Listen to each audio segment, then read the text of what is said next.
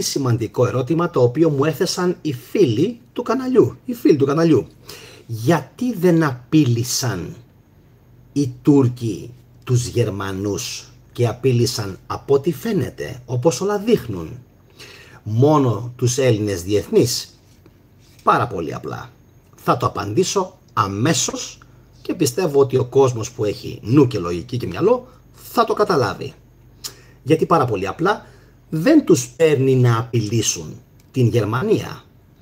Λέγαμε στην προηγούμενη λοιπόν εκπομπή ότι ο λόγος για τον οποίο οι Έλληνες διεθνείς ήταν μαγκωμένοι, φοβισμένοι, κάνανε λάθη από το πρώτο λεπτό, κάνανε λάθος πάσες στο μισό μέτρο, έδειχνε ότι κάτι δεν πήγαινε καλά. Και αυτό λοιπόν το κάτι που δεν πήγαινε καλά φυσικά ήταν ότι κάποιοι ενδεχομένως να τους είχαν απειλήσει με διάφορους εμέσως πλην σαφώς τρόπους, ότι μην τυχόν και παίξετε θα γίνει χαμός, μην τυχόν και παίξετε θα γίνει αυτό, μην τυχόν και παίξετε θα γίνει εκείνο. Πολύ ωραία, πάρα πολύ ωραία.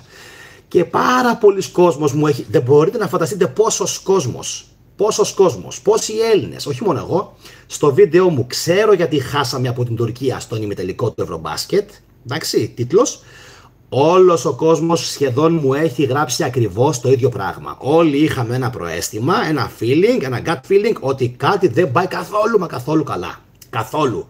Έτσι, όλοι μου γράφουν το ίδιο πράγμα. Τι να σου πω, οι 8 στους 10, οι 9 στους 10, το ποσοστό είναι τεράστιο.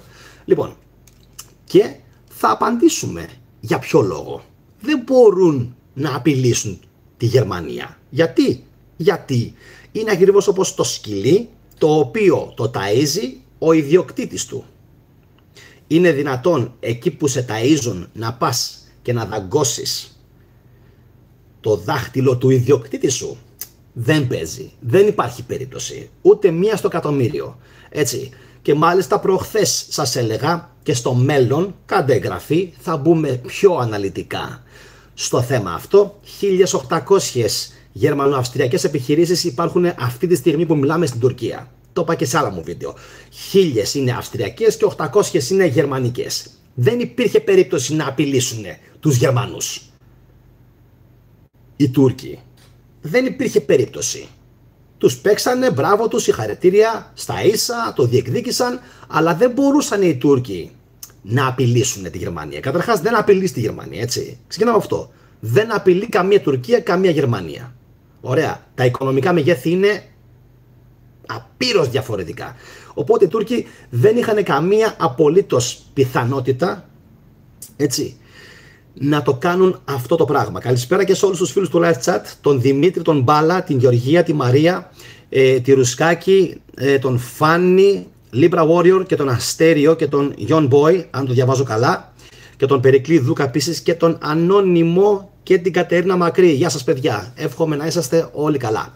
Εντάξει, οπότε πολύ σωστή η ερώτηση γιατί δεν απείλησανε ναι μεν την Γερμανία, αλλά δεν έχει βάση. Γιατί ρε φίλε, ο Τούρκος, μου γράφει ο άλλος και πολύ σωστά, είναι λέει 5-7 εκατομμύρια Τούρκοι στη Γερμανία. Αλλά ρε φίλε, και η Γερμανία είναι 75 εκατομμύρια. Έτσι, τι θα κάνεις? Έτσι, άμα ξεκινήσεις δηλαδή και ξεσηκώνεις προπαγάνδες, επαναστάσεις, τουρκομανία, νεοτουρκικά κινήματα και το καθεξής, θα έχεις πρόβλημα. Θα έχεις πρόβλημα, ειδικά με τη Γερμανία. Η Γερμανία είναι αυτή η οποία έχει επενδύσει σε όλα τα παράλια, στην Άγκυρα, στην Κωνσταντινούπολη και όπου υπάρχει φτωχογειτονιά της Τουρκίας. Η Γερμανία ουσιαστικά είναι αυτή που κινεί, έτσι, τον μοχλό της τουρκικής οικονομίας. Υπήρχε ποτέ περίπτωση να κάνουν κάτι τέτοιο στους Γερμανούς οι Τούρκοι? Όχι φυσικά. Όχι φυσικά. Έτσι. Γι' αυτό και λέω ότι ναι μεν πήγε το πράγμα, η έκβαση του παιχνιδιού, και πάλι προσέξτε κάτι. Όσοι είστε τσακάλια, προσέξτε κάτι. Πόσοι Τούρκοι πήγανε και πόσοι Γερμανοί πήγανε? 7-8 χιλιάδες Τούρκοι σχεδόν ήταν στον τελικό. Ουσιαστικά οι Τούρκοι παίζανε εντός έδρας και με την Ελλάδα και με τη Γερμανία. Γι' αυτό λοιπόν καλά κάνετε και μου γράφετε. Εγώ δεν λέω, καλά κάνετε λοιπόν και μου γράφετε αυτό το πράγμα. Έτσι. Τώρα, όσον αφορά κάποιους που λένε ότι τους δώσανε χρήματα και ότι οι διεθνείς είχαν ανάγκη από πενταροδεκάρες, παιδιά, δεν το πιστεύω. Έτσι. Δηλαδή, αν είναι δυνατόν, ο Γιάννης που βγάζει εκατομμύρια δολάρια στο NBA ή ακόμα και όλοι οι υπόλοιποι Έλληνες οι μπασκετμπολίστες που έχουν βγάλει εκατομμύρια και παίζουν με τα εκατομμύρια στα χέρια τους, να κάτσουν για έναν αγώνα, ο οποίος είναι στο κάτω-κάτω και για τη χώρα σου, να χάσουν.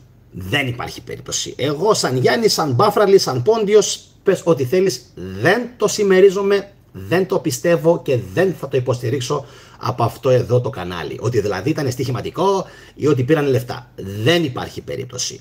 Εγώ κόβω ό,τι έχω πάνω μου, ότι κάτι παίχτηκε. Γιατί διαφορετικά δεν υπήρχε καμία περίπτωση οι διεθνείς μας να ήταν τόσο μα τόσο φοβισμένοι από το πρώτο λεπτό. Ο Δε Σπανούλης τόσο αδιάφορος και ο Δε Αταμάν, το κορυφαίο, να γυρίσει και να πει ζητώ συγγνώμη από τον ελληνικό λαό.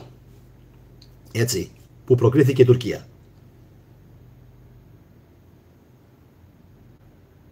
Δεν πιστεύω να το είπε επειδή είναι προπονητής του Παναθηναϊκού. Δεν πιστεύω να το είπε επειδή έχει αδυναμία στους Έλληνες. Τη στιγμή που στο ΣΕΦ πριν λίγους μήνες υποτίθεται τον έβριζαν οι Ολυμπιακοί, ξαφνικά ο Αταμάν τον έπιασε το φιλελληνικό του. Όχι. Και μου το έγραψε αυτό, νομίζω, ποιος μου το έγραψε, από τα μέλη του καναλιού. Νομίζω μου το έγραψε,